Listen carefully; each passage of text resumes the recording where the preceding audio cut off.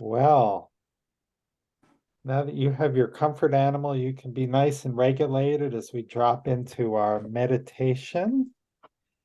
So please close your eyes, relax in your chair, and take in a deep breath through the nose and hold.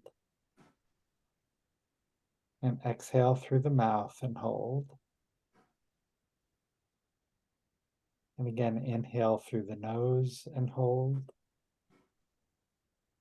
And exhale through the mouth and hold. As you go at your own pace of inhaling and exhaling, if thoughts should come into your head, just observe them and let them go. Like watching a car move past on the road. Now is not the time for solving problems. Right now, all you need to do is inhale through the nose and hold, and exhale through the mouth and hold. And on your next inhale, say to yourself, Shema.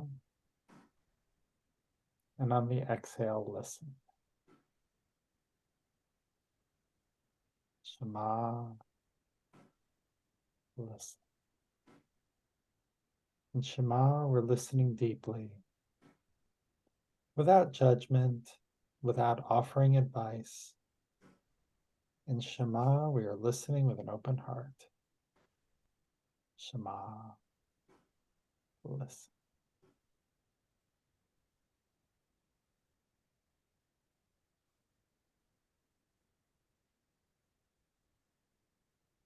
And when you're ready, you may open your eyes.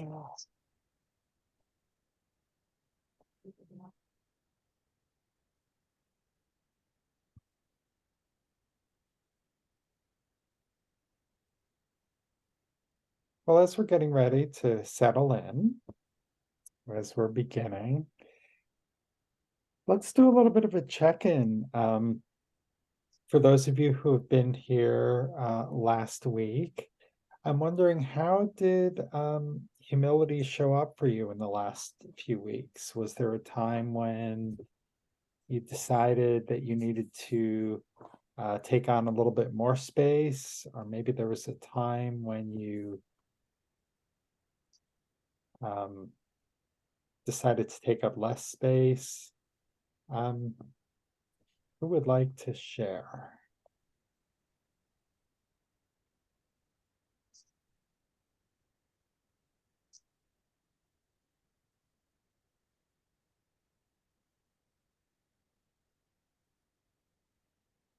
Yes, Sue.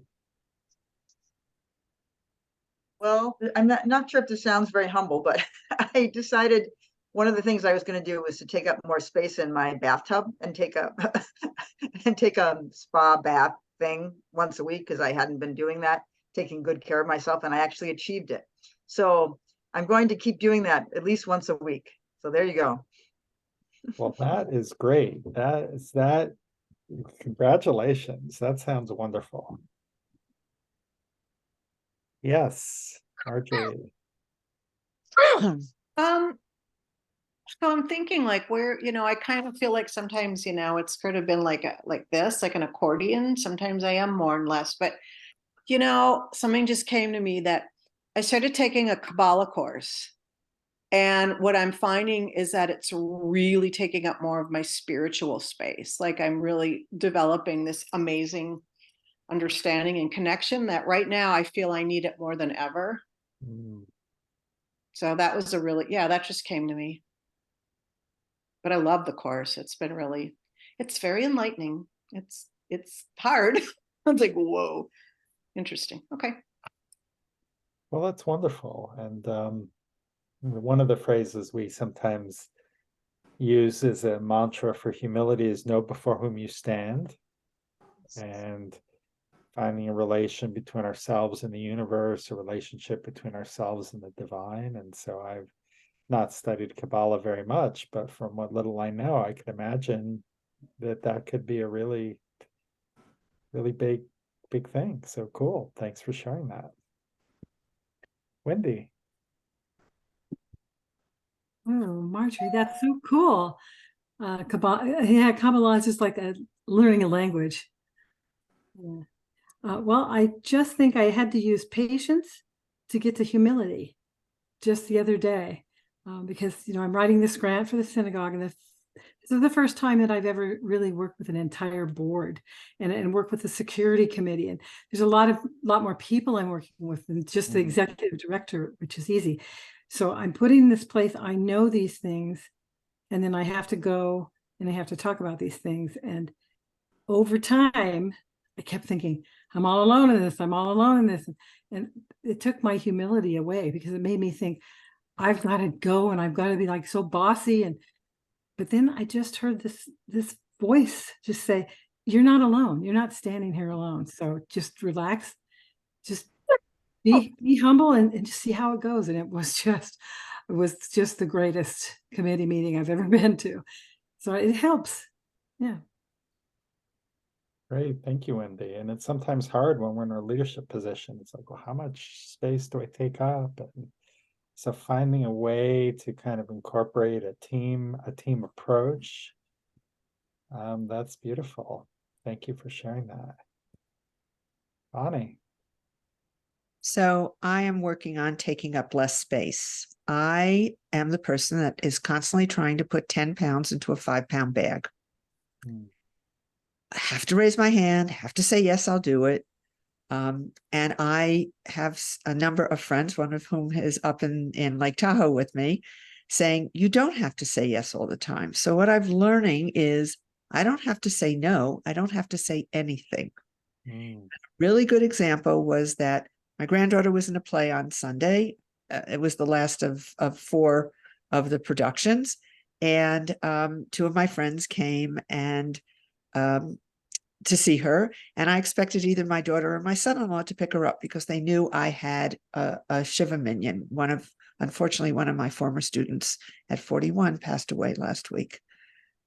And so I didn't see them, and I looked around and I texted my daughter and I said, are you coming? And she said, no, we're going to pick Zoe up. And I started to text, I'll take her home, because I could still take her home and take home one of my friends and get home and switch clothes and get to the shul, because I'm in charge of all the parents asked me to be in charge of all the food for all 6 of the minyanim. And I didn't text. I didn't say, I'll take Zoe home. And that was really hard for me to take up less space. I don't need to say yes all the time.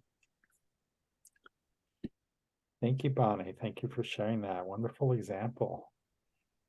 That's really hard. Yeah, well done. Well done. Anyone else? Yeah. Yeah, Eliana. Yellow hand. Pretend Yeah. it's my yellow hand. Yeah, well, what Bonnie said just reminded me that I am doing the opposite.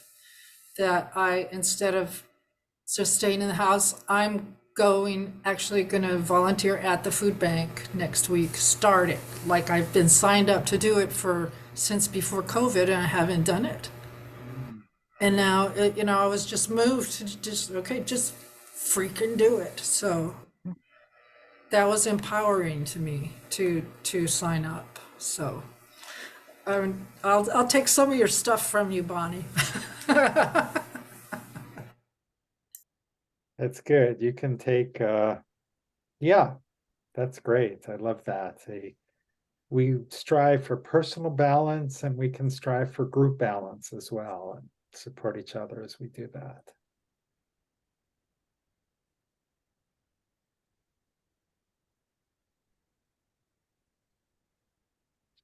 Okay, so let's begin our going a little bit deeper. And so the assumption that we're going to look at is this idea that we're driven by the conflict between the evil inclination and the good inclination. And remember that this is not about sort of dastardly evil that we've unfortunately been exposed to on multiple levels. It's about, our selfish impulses, our putting myself first, our old habits, our emotionality, and our baser instincts, and our sort of prefrontal cortex instincts, the wanting to cooperate, the compassion. And so the question is, how does that kind of relate to patience? This sort of conflict, these impulses.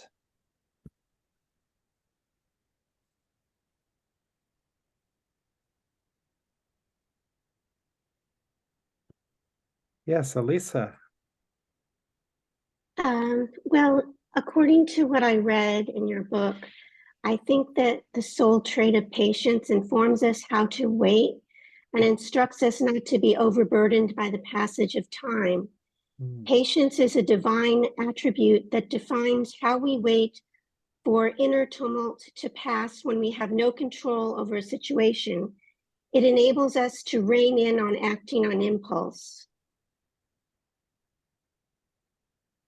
Yeah, absolutely. And so it sounds like the implication is you're saying that acting on impulse piece, is that the piece that kind of connects to this assumption? I think so. Yeah, I love that. Thank you. You're welcome. Wendy. I think it could be only, but maybe that's too strong a word, but the only way to overcome evil inclination is to wait.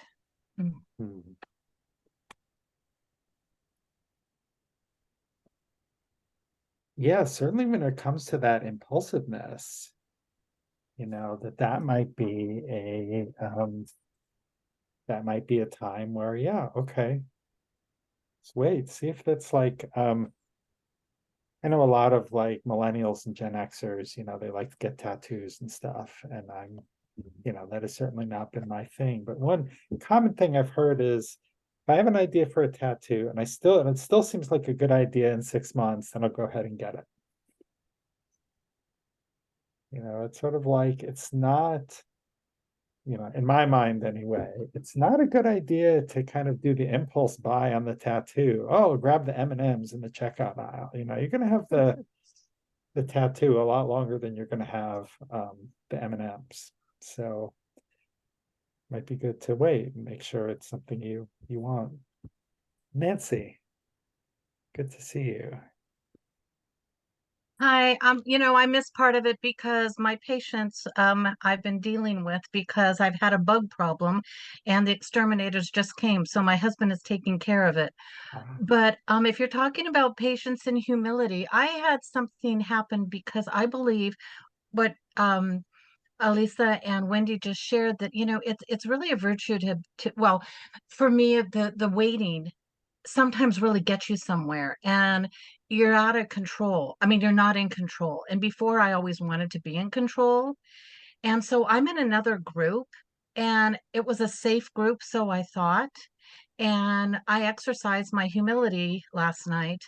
But when I brought up something about patience, that I'm waiting to have a plumber come, I've been waiting a couple weeks, and they all laughed at me.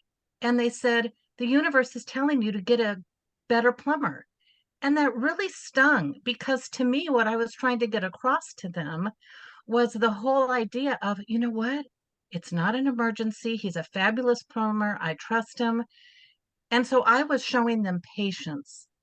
And I just kind of want to put that out to people, that here I was. It was very hurtful for them to laugh at me. It was a safe group. It's a Course in Miracles group. So if any of you know that, you would know that it's not an easy thing to delve into. And then to laugh at me about another situation, that I was being very patient at a Starbucks and telling the guy what a wonderful job he was doing, and they laughed at the whole situation. So I'm putting that out there because I was exercising patience and humility, and I don't know if I should exercise patience now and go back to them and say, this was very hurtful. You're a safe environment, And I think we really need to watch how we come across to each other. Well, it sounds really, really hurtful, Nancy, and I'm very sorry that people were not receptive towards what and didn't provide you the level of kind of safety that you were deserving of in those moments. It sounds like it was very hurtful to you.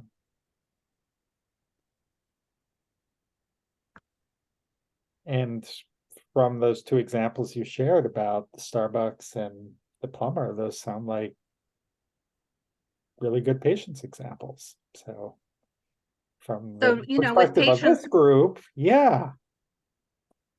that's what I thought. And it's like, okay, do I go back to them and say, hey, that wasn't okay? But it felt good. I have to take away, and with the Mussar traits, that I felt good with what I did to make this guy stay better by saying what I did, which they laughed at me and ridiculed me for what I said to him. And for having the patience, and I hope my plumber will come tomorrow. It's just like, how do you handle this with people? It's not easy. No, it isn't. And that's kind of part of, that's sort of your patience challenge. Do you continue to be patient with this group, or is there some action that you might need to take? And that's for you to decide, of course. There's no right or wrong answer, but that's kind of a frame you could take to that situation. See, we have Karen and then Sue and then Chaya. So thinking about the spectrum of patience and how much time to devote to patience before you slide towards the impatient side seems to be an everyday in one way or another situation due to the war right now.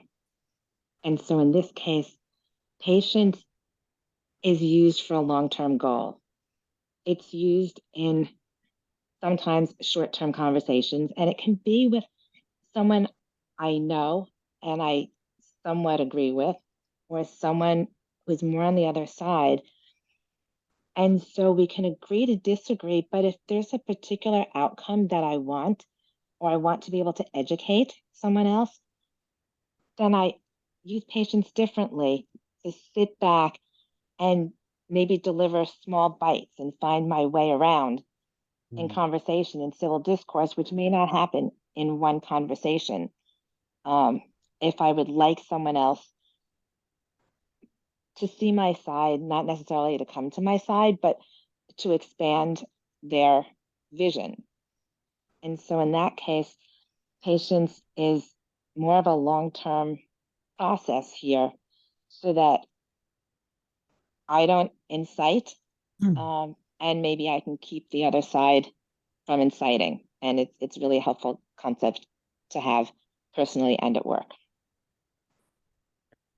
Thank you, Karen. That's very powerful. And it reminds me of a story in the Talmud about Rav Preda, who was a very patient teacher, and he had a student who was very slow. And the student, Rav Preda, would teach him each lesson 400 times because that's what it would take in order for him to learn it. And then one day someone came and spoke to Rav Preda in the middle of the lesson, and at the end the student started crying, and he said, "What's the matter?" He's like, "Well, after that person came, I thought you were going to leave, and so I wasn't paying any attention, and I haven't learned the lesson." So Rav Preda taught it to him another 400 times. And sometimes it takes 400 times. And that is a huge endeavor of patience. And maybe each of those 400 times is one tiny little slice, like Karen was saying. And if it's really important to us, sometimes we got to stick it out. And again, that's a decision we need to make. Is it important enough to us to stay in this relationship, to try to be seen, to try to be heard, to try to be understood? Sue. Thank you. I love that story. I was thinking before you said that, and this applies, I think, as well, that there's a direct correlation between patience and humility, because when I am I'm thinking about when I'm inpatient, it's because of me and my needs Mhm. and not about the other person. Yeah. And I'm impatient. Like if I get in the car with my husband and he's taking his time, well, he's not going according to my schedule. So it's about me, and there's the humility. So my humility is out of, then it goes right back to the place and space again. I'm taking up too much. I can be patient and wait till he's ready. It's not about me. and drill back the humility, or my space. I'm taking up too much space. And then so I think it's directly related. Yeah, I think that's a fantastic correlation. And that makes me think of something I think about when it's like, okay, it's about me and it's about this other person. And I think, is somebody in labor right now? And and if not, it's probably not that big a hurry. If somebody is, then yeah, I'm going to take up some more space and I'm going to go ahead of you in line because I got to get, but chances are nobody's in labor at that moment. I think this is a good segue, and especially Karen's question, to one of the texts I thought about sharing, and I definitely will now if I can get this up. So may I have a volunteer to read this? Kaya. Yeah, I'll volunteer. The entire world understands that patience is very good, but people say, who is the person that can bear insult? It is proper for a person to fortify themselves with great courage and strength. Everything which a person desires, he can achieve with divine assistance. And so that's from Pele Yotes by Ebenezer Popo. I am going to stop sharing. I'm going to put this. This one is a little bit of I'm going to just put that out there, that I see this one is a bit challenging, perhaps. I'm not sure whether I agree with it or not. But let's just try to spend a few minutes and break this down. Let me see if I can find the chat box. There it is. So what does he mean when it says, who is the person that can bear insult? What is it? What are they talking about? Does that mean we should just sit there and take it? Just bear insult? Or what does this mean?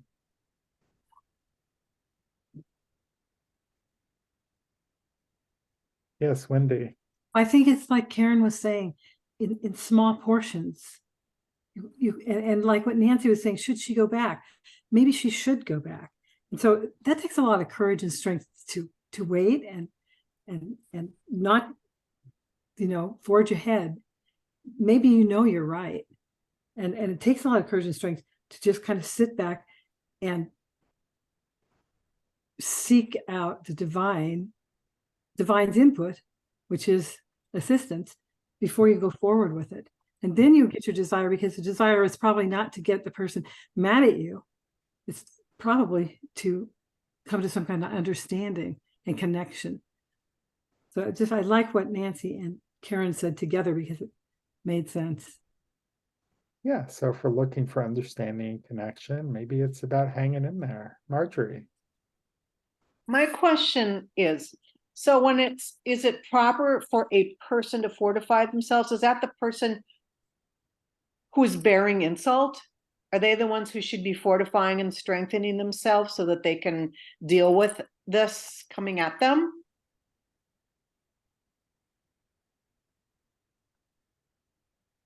Yeah, I think so. Who is the person that can bear insult? Is it proper for that person to fortify themselves with great courage and strength? Yeah. Should they have to build up a defense, in other words, to learn how to be patient? And then also, just open up a space. It's like almost like I always tend to meditate, like for even a split second before something, when I have a challenge, you start to have to set your own timer, like just, okay, set that timer and just before you act on something. So in that way, I guess I've fortified myself, strengthened myself. Yeah. Yeah. Before you act on something, before I act on something. Yeah. But I also read it as a question. Like, is it proper for a person to fortify themselves? Maybe that's like, is it proper in this circumstance to fortify themselves? Like I shared in the email today, there was someone who posted something about, um, you know, genocide a few weeks ago, and I called them on it and I apologized. And then today they posted something else, which was very hurtful. I'm like, okay, in this circumstance, I decided with this particular person who I didn't know all that well, it wasn't like this was a 20-year friendship, which I was invested in. This is someone who I'd been part of a business group with. And I'm like, okay, I'm just disconnecting from this person. I am not going to fortify myself in this circumstance. This is not a relationship worth investing in. This is not someone who I'm going to convince of anything. Maybe in the long term I could, but I'm not gonna, this isn't someone I'm gonna go another 398 times with. So, yeah, so it is, so I kind of read this one with a little bit of resistance, given where I was today. I'm like, no, I'm not gonna fortify myself. I'm out. But that's not often isn't the right answer. Maybe isn't the right answer this time. Yeah, Marjorie. Well, maybe I hear that you did fortify yourself because you chose to cut them off by, unfriending them. Yeah. So in a way, I mean, it takes a little chutzpah like to do things like that, I think. True. So I feel I would be fortified, by using, if I had to unfriend someone, a little part of you feels like, oh, that's, too bad. And then it's like, well, I don't need it. That's just kind of yeah. Thank you. Other thoughts, other reactions, other Yeah. ways that you kind of relate to this. I've been You're wanting hi. to, yeah. It's interesting. I have a sister that's very, very difficult for me to, communicate with. She's very different than I am, and I think that I am very patient and oftentimes, and also very open to listening to someone else that I don't have to agree with. However, my sister, who is my only blood relative left, I have no parents, grandparents, we have no anybody else in our family. So I feel a certain importance on having this relationship, which also my dad asked me to, when he said, if he dies, will I watch for her, even though she's older than I am? So I said, yeah, but I find that it takes a lot, but at the same time, I feel a sense of I'm giving, I'm patience, which I sometimes have difficulty with. This is even though I'm with her and I'm like, inside, I'm on the phone, so she can't see it. But I just I find that it helps to say, hey, this is my sister. This is important that I stay connected. And I know who she is. I know how she is. So if this can give her something and just being listening, that's to me being patient and, using my humility. Thank you for sharing that. Hi, I'm listening with an open heart, and I'm reminded of a writing by Rabbi Shlomo Volbe about this. And we've looked at it, I think, in some previous iterations where sometimes patience, he talks, it's like carrying a heavy load, it's carrying a heavy burden, and you don't cast it aside. I'm just going to keep bearing the load of that relationship. I'm going to stay in relationship with this person, and it's your sister, and that's important to you. Right. And Your as father. important as it is, if I was on Facebook, this would be a person, yes, I would probably check off, but it's my sister. What am I going to do? Thank you. Well, we're going to look at another reading. I'm going to put it in the chat, and this is going to be a lead up to our breakout rooms.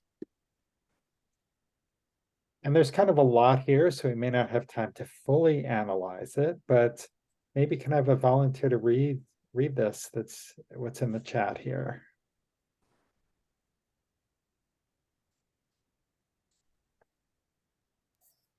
I can read it. Okay, thank you. Others' lack of trust in us, their doubts and their anxieties repeatedly paralyze both them and us. We react with anger, impatience, and disappointment. At other times, our own anxieties are paralyzing us, leading us to lose trust in ourselves and others. We give up, the hopeless opposite of being patient. Rabbi Sonia K. Piltz, the Mussar Torah commentary. What is the difference between being patient and giving up? Thank you. So what do we think? What is the difference, according to Rabbi Piltz, between being patient and giving up? I think an example would be just my story. I just gave up. I mean, I just gave in. Mhm. That's patience of sitting there with it and not, not giving it up. Thank you. So Marjorie and then Wendy.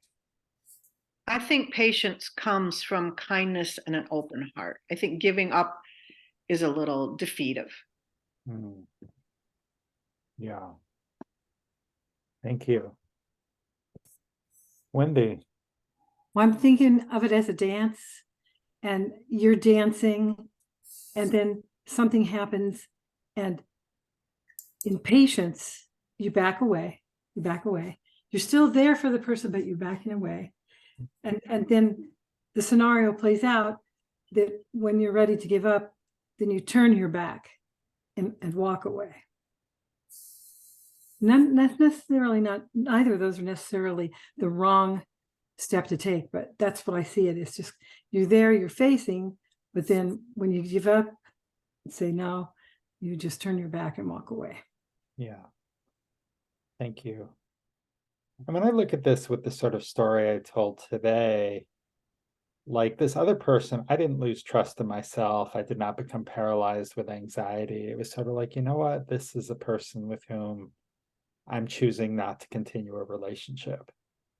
And so it is okay to make those choices. We don't want to be too patient where we kind of get into that being too humble, where we get into kind of the doormatty type situations where we're staying in really toxic and hurtful and damaging jobs and situations. So sort of being able to stay present with ourselves and not let someone else gaslight us or their lack of trust in us lead us to, make decisions of giving up. So sorry, I usually don't talk this much early in the conversation. So let's hear from Elisa and then Karen and then Eliana, and then we'll go to our breakout rooms. I think that the discussion led me to review in my mind the spectrum of patience, that patience can lead to passivity. So in essence, that's what you were discussing when you read that quotation about giving up. And so that would be an example if you look at the spectrum of patience. And so also to gain a sense of balance along the patience spectrum, we need to tame our reaction to an unpleasant situation, yet know how and when to take action in a judicious manner. Thank you, Elisa. Well said. Thank you. Karen. So I was thinking of a business analogy here with regard to patience and impatience. And I'll preface it by saying that I'm not sure that people are actually impatient when they feel like they've been patient for a while and they're giving up they may not be giving up, but rather taking more control, changing direction, Mm, manifesting what they think is best, keeping people close to them who help them be their best person so that they can give that back. And this patience holding pattern, the business analogy for me comes from the stock market. And I was taught this, which is that it is much easier to buy a stock or a bond or some other investment as the first step to holding and selling. And a lot of people just hold on because they don't know when to sell, or mm, they get impatient. It's going up. Should I sell now? It's going down. Should I sell? And that holding is where they need to be patient so that they can make a decision. yeah. And sometimes they cut their losses, sometimes they take their wins. And I feel like it's the same thing here, that as patience becomes more towards the end of towards the spectrum where we have impatience, it's not about a complete loss. It's about a change in direction, Mm. where maybe we're cutting our losses if we don't seem to be winning. Yeah, thank you, Karen. And I'm sort of seeing a connection to what we were talking about with the evil inclination and the good inclination. Oh, the stock's going down, I'm going to get all panicky and sell. Oh, the stock's going up, I'm going to get all elated and sell, as opposed to, all right, I'm going to stay centered and make the best decision about, should I sell or should I not sell? Or it's going up and it's going to go up forever. I'm going to get all Right? emotionally invested in it. And It's very easy just to sit back, and it's very easy to become impatient and more aggressive. The more difficult part is the holding, is the where you are on the spectrum of patience and deciding which way you're going to go. And turning away is not always giving up. It could be a change in direction for the better. And as Judaism teaches us, sometimes what we think is not good right in front of us with distance appears to have benefit. And so the reverse is true. I'm going to pull up the spectrum, which someone just asked about. And we've made reference to a few times. Oops, here it is. We'll just take a look at this for a minute, and then while we're looking at the spectrum of patients, where is the chat? I didn't talk yet. Why does it keep lowering my hand? Oh, I don't know. Go for it. Oh, it said looks like you finished talking, so we're gonna lower your hand. Anyway, Oh, so I well, had, that's a very impatient Zoom program. there it is. Okay, well, I had this great thought. To me, if I give up, I'm thinking about myself, and I'm Mm, thinking that I must be in charge, and it's not happening my way, so I'm going to take my toys and go home. If I am patient, I am thinking of the other person, and I am being a mitzvah to them. I am patient, and that becomes a communication then, instead of a door slam. So that was my big idea for the day. Thank Oh, you. good. Well, thank you for not giving up on sharing your big idea. Overcoming the obstacle. So I'm going to ask you to hold your comments so we can get to the breakout rooms, if that's okay. So for the breakout room, I just showed the spectrum of patients. Where are you kind of on the being patient to giving up and these sort of ideas? Or where might you want to take more action or exercise more patience? Or you can use this time to just kind of check in with how you're doing. But whatever the case, just remember we are, oh, sorry, I got to redo the breakout rooms because Nancy left. So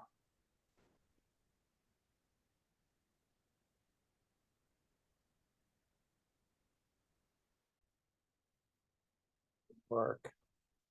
Hang on a second.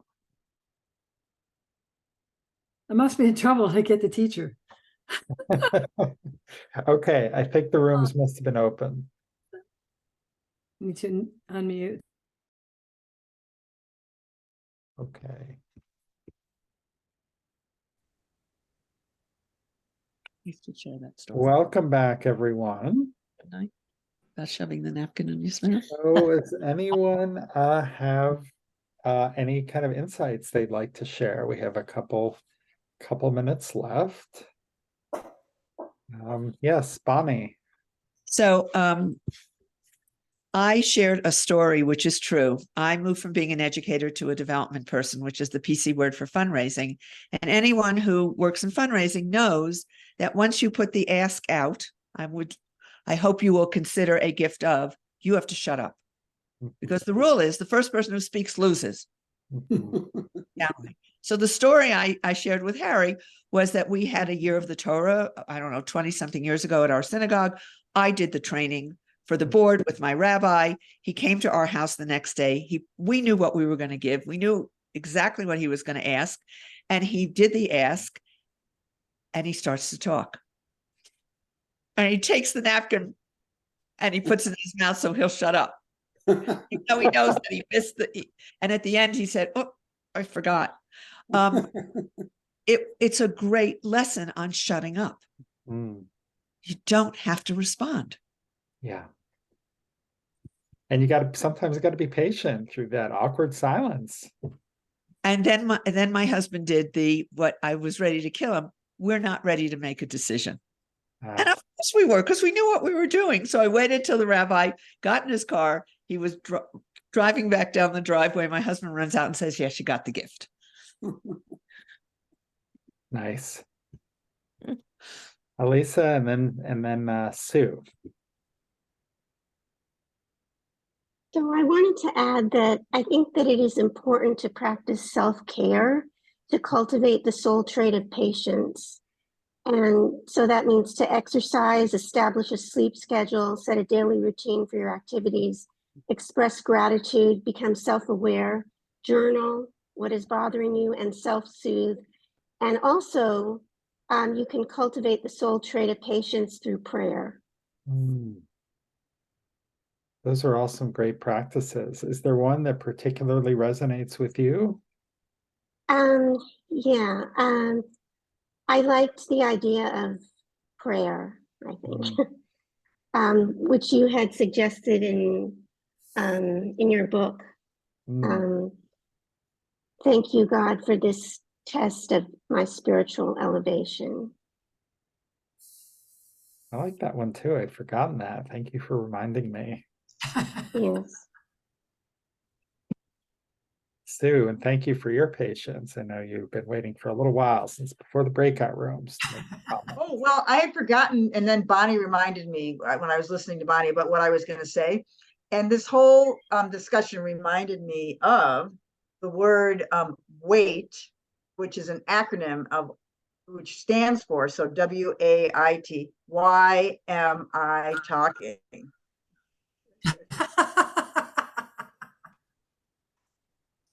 That's a good one. Love that. Why am I talking? I don't know. I sent out the Zoom link, so I feel like I should be talking, but not too much. You know what that means to be, there must be a message in my words, or don't take up too much space. Yes, Think absolutely. about what you're going to say before you say it. Yes. Yeah, absolutely. One person who was in one of my early Mussar groups back when we were first getting started and meeting in person said that like the best advice they ever got in business was, to stay silent most of the time. And unless you really had something to add, not to talk. And sometimes we have to exercise patience to wait for that right moment. Well, friends, we started a little bit late, but we will end on time. So let's close our eyes once again as we close our sacred space and take in a nice leisurely deep breath. And a leisurely exhale.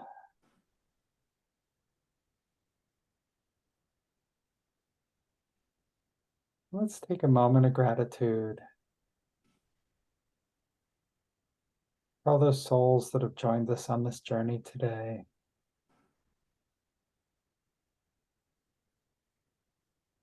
Whether it's this week or many weeks. May we find comfort in the community together.